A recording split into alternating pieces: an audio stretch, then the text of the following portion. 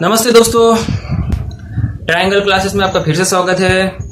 अब यहाँ देखो, नया चैप्टर हम शुरू कर रहे हैं। नया तो नहीं है, वैदिक गणित ही है। वैदिक गणित में हम पढ़ रहे हैं ऊर्ध्व तिर्यकभ्याम। ठीक है, अब इस सवाल को सॉल्व करने के लिए कुछ चीजें ध्यान में रखनी है। ठीक है, वो बात करते हैं। पहले तो मैं बता दूं आपको कि निखिलम सूत्रम के तीनों लेवल जो थे वो हमने सब पढ़ लिए हैं और उसके वीडियो बना दिए, आपके पास पहुंच गए हैं। ठीक है, अब वैदिक गणित का एक भाग बाकी है, ये है ऊर्ध्व तिर्यकभ्याम। ठीक है, क्वेश्चन जो बनते हैं वो अथवा में जो आते हैं वो दोनों वैदिक गणित के ही होते हैं। ठीक है, 100% ऐसा ही होगा। अब उसमें भी एक तो निखिलम सूत्रम हो सकता है या फिर ये होगा। ठीक है, दोनों में से कोई एक तो होगा ही। इसलिए अगर आप दोनों सीख जाओगे तो आसानी से आप नंबर ले आओगे, क्योंकि इसके नंबर 5 नंबर 6 नंबर या 8 नंबर के क्वेश्चन होता ही है। ये एक क्वेश्चन आता ही है। तो ये तो हो गया क्वेश्चन की बात। अब हम ऊर्ध्व तिर्यकभ्याम पढ़ते हैं। ठीक है, तो 1 जुलाई से स्कूल खुल सकती है, ऐसा अभी सूचना आई है।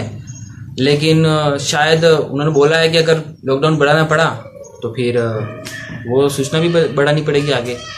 ठीक है, तो क्या पता अब लॉकडाउन बढ़ेगा कि नहीं बढ़ेगा, लेकिन कोरोना तो बढ़ना ही है, ऐसा लग रहा है इस हालत को देखकर। ठीक है, तो अब आपने घर पे सुरक्षित रहिए। घर पे ही रहोगे तो उसकी चैन कम से कम टूटेगी, तो कोरोना कम होगा।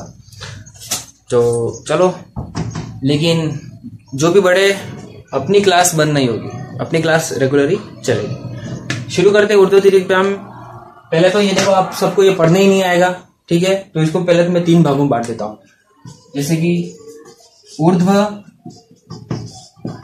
तिर्यक, ये ग आधा इसलिए मैंने यहां पर हलन में लिखा है, और भ्याम। 3 भागों में बांटकर इसको बोलने की कोशिश करो, फिर उसको तेजी से बोलो तो हो जाएगा। ऊर्ध्व तिर्यकभ्याम, ऊर्ध्व तिर्यकभ्याम, ऊर्ध्व तिर्यकभ्याम, इस तरह से बोलने की कोशिश करो, हो जाएगा। ठीक है, मैं नहीं बोलूंगा तो भी आप बोलोगे, क्योंकि ये शब्द ही ऐसा है कि आप बोलने की कोशिश करोगे कि क्या मुझे आता है कि नहीं आता है। ठीक है, कोशिश करना, आ जाएगा। ठीक है, वरना भ्याम भ्याम भ्याम ही होता रहेगा आपका। तो चलो देखते हैं। अब दूसरी बात, जितना कठिन इसका नाम है उतना ही सरल ये सवाल है, ये नोट कर लो। ठीक है, देखो सबसे पहले सवाल इस तरह का रहेगा। ठीक है, अब इस सवाल को सॉल्व करने के लिए सिर्फ एक ही रूल, अब एक ही नियम जरूरी है यहाँ पर।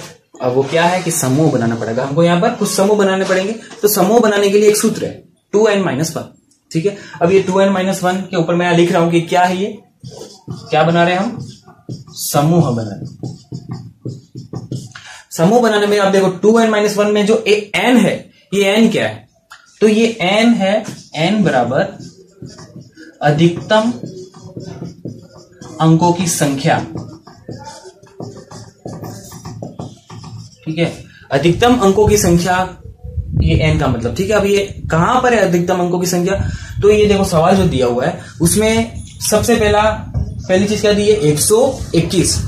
अब ये 121 में कितने अंक हैं, 1 2 3 है ना। इसमें कितने अंक है, 129 में 1 2 3, दोनों में कितने अंक है, 3 अंक है। यानी कि अधिकतम अंकों की संख्या कितनी हुई, 3। अब यानी कि हमको इस सूत्र में n की जगह पर 3 रखना है, बाकी सॉल्व करो हो जाएगा। तो 2 into n, तो अब ये n और 2 के बीच में कोई चिन्ह नहीं, इसका मतलब क्या है, ये गुणा। ठीक है, अब n की जगह मैं डायरेक्ट रख देता हूं 3 माइनस 1, सॉल्व करो। 3 दूनी 6, 6 माइनस 1, 6 माइनस 1 कितना होता है, 5। यानी समूह की संख्या कितनी आ गई हमारे पास, 5। अब हमको कितने समूह बनाने, 5 समूह। अब रोमन अंकों में हमको इसको लिखना है और पीछे से आगे की तरफ उल्टा लिखना है। जैसे कि सबसे पहले 5 समूह बनाने, तो ये 5, ये 4, ये 3 2 1, ये 5 समूह बना दिए। पीछे से गिनोगे ये उल्टा है, यहां से देखोगे तो सीधा 1 2 3 4 5। ठीक है, अब इसको लिखते हैं कैसे, तो सबसे पहले इस समूह के नीचे आपको इन संख्याओं को जमाना है। कैसे जमाएंगे, तो सबसे पहले 121 दिया है, 121 को यहां लिखना है। तो सबसे पहले इसकी पहली संख्या क्या है, 1, यहां लिखो। फिर 12, कैसे, अब पीछे से आगे से 2 संख्या ले ली, अब 3 संख्या यहां बीच में 121। अब पीछे से 2, 21, और फिर लास्ट वाली 1। वैसे ही 129 का करना है, उसमें एक को यहाँ रख दो, फिर वापस 12, फिर तीनों को साथ में 129 और फिर बाद में 29 और यहाँ पर लास्ट में 9। एक बड़ी लाइन खींचो। कितने भाग है इसमें? 5 भाग बना दो। ये पहला, दूसरा, तीसरा, चौथा और ये पांचवा। 5 भागों में आपको इन संख्याओं के आंसर लिखने।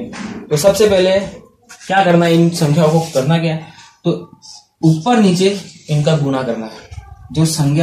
जो संख्या सिंगल है उनमें डायरेक्ट गुणा कर देना है, जो डबल है उसमें क्रॉस में गुणा करना है। जैसे कि यहाँ पर 1 है तो इसका गुणा 2 से, इस 2 का गुणा इस 1 से, यानी कि इस जैसे क्रॉस में करना है गुणा। ठीक है, 3 संख्या रहेंगे वहां पर। पहली संख्या का लास्ट से, ऊपर से लास्ट संख्या का फर्स्ट से और बीच वाली का ऊपर नीचे। वैसे यहाँ पर भी और यहाँ पर भी। ठीक है, इनका गुणा कर दो। लाइन से लिखते हैं अपन पीछे से। तो 9 इंटू 1 कोष्टक में लिखो, फिर 2 इंटू 9 हो रहा है यहाँ पर, 2 इंटू 9 कोष्टक में, फिर प्लस 1 इंटू 2, फिर यहाँ पर 1 into 9 plus 2 into 2 plus 1 into 1, फिर यहाँ पर 1 इंटू 2 प्लस 2 इंटू 1 और यहाँ पर 1 इंटू 1। सभी को सॉल्व करो। 1 इंटू 1 कितना होता है? 1। 2 एकम 2 प्लस 2 एकम 2, फिर 9 एकम 9 प्लस 2 दूनी 4 प्लस 1 एकम 1, 9 दूनी 18 प्लस 2 एकम 2 और 9 एकम।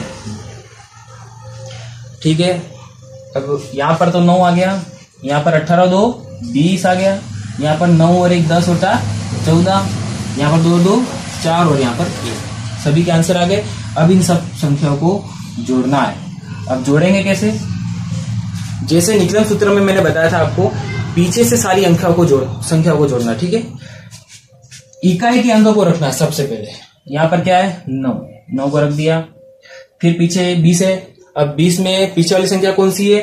0 को यहाँ रख दो। क्या बच गया? 2। ये 2 कहाँ आएगा? इधर। 14 में 2 जोड़ दिया तो कितने हो गए? 16। अभी जो 16 है इसमें इकाई का अंक वहां यहाँ रख देना है। क्या बच गया?